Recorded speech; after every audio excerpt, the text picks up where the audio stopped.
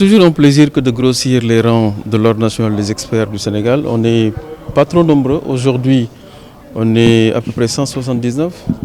Donc c'est toujours un plaisir que de pouvoir accueillir des personnes qui viennent grossir nos rangs.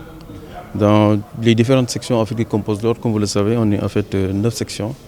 Et aujourd'hui, on a participé à faire prêter serment en fait, ces experts-là qui viennent grossir les rangs.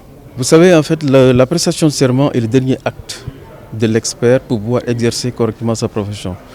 Il faut le rappeler, il faut faire une pratique professionnelle de 2 ans suivie d'un stage de 3 ans, faire son mémoire en fait, et le soutenir en fait, devant en fait, un jury, et après cela, faire une requête pour être inscrit au tableau.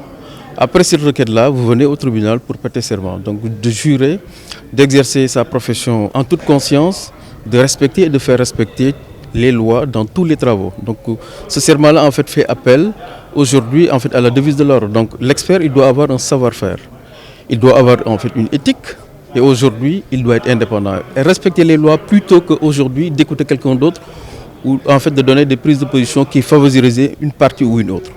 Voilà en fait savoir-faire, éthique, indépendance. Ce sont en fait la devise en fait de l'ordre.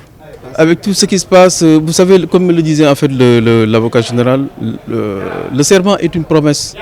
Et une promesse est une dette. En fait, aujourd'hui, même si demain vous n'êtes plus au niveau de l'ordre, vous avez l'obligation d'observer ce que l'on appelle en fait la réserve. Donc tous les dossiers dans lesquels vous avez eu à travailler, vous devez en fait aujourd'hui les garder par de vous-même. Donc c'est aujourd'hui le message que je voulais lancer, donner la possibilité aux autres de comprendre que dans notre métier, nous sommes en fait aujourd'hui un établissement public à caractère professionnel placé sous la tutelle du ministère de la Justice.